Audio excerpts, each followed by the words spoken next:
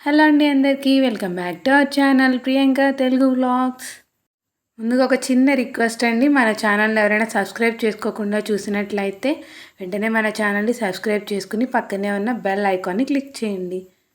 భగవద్గీతలోని 2వ అధ్యాయంలో ఇప్పటికీ 8 శ్లోకాలు పూర్తయ్యాయండి. 9వ శ్లోకం. సంజయ ఉవాచ ఏవముక్త్వా హృషీకేశం గుడాకేశః పరంతపః న యోత్స ఇతి గోవిందముక్త్వా తూష్ణీం బభూవః. సంజయుడు పలికెను. శత్రువులను తపింపజేసే అర్జునుడు ఈ విధంగా చెప్పిన తర్వాత శ్రీకృష్ణునితో గోవిందా, నేను యుద్ధం చేయను అని పలికి మౌనం వహించాడు. భాష్యం. అర్జునుడు యుద్ధం చేయబోవడం లేదని, ప్రత్యామ్నాయంగా అతడు యుద్ధరంగాన్ని వీడి భిక్షాటన వృత్తిని చేపట్టబోతున్నాడని తెలుసుకొని ధృతరాష్ట్రుడు ఎంతో ఆనందించి ఉండవచ్చును. కానీ అర్జునుడు తన శత్రువులను సంహరించడానికి సమర్థుడని చెబుతూ సంజయుడు తిరిగి అతనిని నిరుత్సాహపరిచాడు. కుటుంబానురాగం కారణంగా అర్జునుడు కొంత తడవు మిథ్యాశోకతప్తుడైన శిష్యునిగా పరమగురువైన శ్రీకృష్ణునికి శరణాగతుడయ్యాడు. వంశానురాగం వలన కలిగినట్టి మిథ్యాశోకం నుండి అతడు శీఘ్రమే బయటపడతాడని, పరిపూర్ణ ఆత్మానుభవ జ్ఞానంతో జ్ఞానవంతుడై పిదప తప్పకుండా యుద్ధం చేస్తాడని ఇది సూచించింది.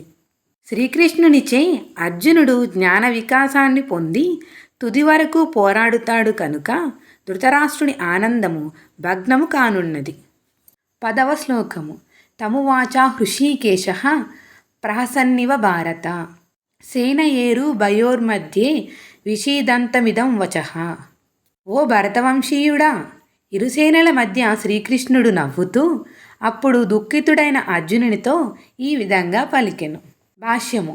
హృషీకేశుడు గుడాకేశుడు అనే ఇద్దరు సన్నిహిత మిత్రుల మధ్య సంభాషణ జరుగుతోంది. స్నేహితులుగా వారిద్దరూ ఒకే స్థాయిలో ఉన్నవారైనా వారిలో ఒకడు ఇంకొకనికి స్వచ్ఛందంగా శిష్యుడయ్యాడు. స్నేహితుడు శిష్యునిగా కావడానికి ఎంచుకొనిన కారణంగా శ్రీకృష్ణుడు నవ్వుతున్నాడు. సర్వులకు ప్రభువుగా, ఎల్లరి యజమానిగా అతడు సర్వదా ఉన్నత స్థితిలోనే ఉంటాడు. అయినా భక్తుడు ఏ పాత్రలో తనను కోరుకుంటాడో దానిని అనుసరించి అతడు భక్తునికి మిత్రునిగా, పుత్రునిగా లేదా ప్రియునిగా అవడానికి అంగీకరిస్తాడు.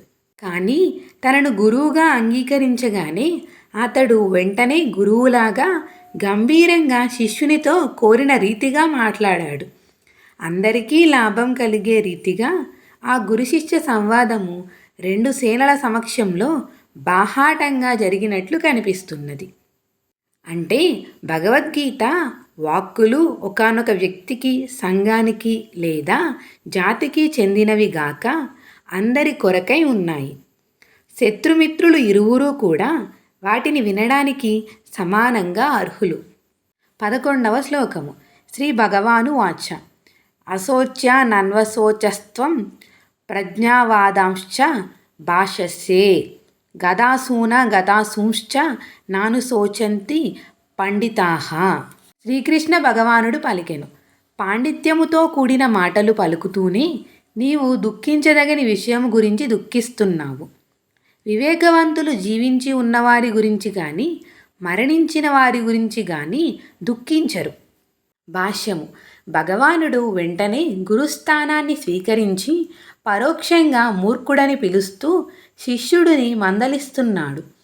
నీవు పండితునిలాగా మాట్లాడుతున్నావు, కానీ పండితుడైన వాడు అంటే దేహం అంటే ఏమిటో, ఆత్మ అంటే ఏమిటో తెలిసినవాడు దేహము ప్రాణంతో ఉన్న స్థితికి కానీ మరణించిన స్థితికి కానీ ఏ స్థితి కొరకు దుఃఖించడని తెలుసుకోవడం లేదు అని భగవానుడు పలుకుతున్నాడు. తరువాతి అధ్యాయాలలో వివరించబడినట్లు జ్ఞానమంటే భౌతిక పదార్థము, ఆత్మ ఈ రెండింటిని నియంత్రించేవాడిని తెలుసుకోవడం అని అర్థం. రాజకీయాలు లేదా సామాజిక పరిస్థితుల కంటే ధర్మానికే ఎక్కువ ప్రాముఖ్యం ఇవ్వాలని అర్జునుడు వాదించిన భౌతిక పదార్థము, ఆత్మ, భగవంతుని గురించిన జ్ఞానము ధర్మసూత్ర సముదాయము కంటే ఇంకా ఎక్కువ ముఖ్యమైనది తెలుసుకోలేదు. అటువంటి జ్ఞానము లోపించిన కారణంగా తనను గొప్ప పండితునిగా అతడు చెప్పుకోకుండా ఉండవలసింది. గొప్ప పండితుడు కాకపోవడం వలననే అతడు దుఃఖింపదగని విషయము గురించి దుఃఖిస్తున్నాడు. దేహము పుట్టి ఇవాళ రేపో నశించిపోతుంది కనుక అది ఆత్మ ఎంతగా ముఖ్యమైనది కాదు. ఇది తెలిసిన వాడే నిజంగా పండితుడు. భౌతిక దేహస్థితి ఎట్లా ఉన్నప్పటికీ అది అతనికి దుఃఖ కారణము కాదు. ఇంతటితో భగవద్గీతలోని 2వ అధ్యాయంలో 11 శ్లోకాలు పూర్తయ్యాయి.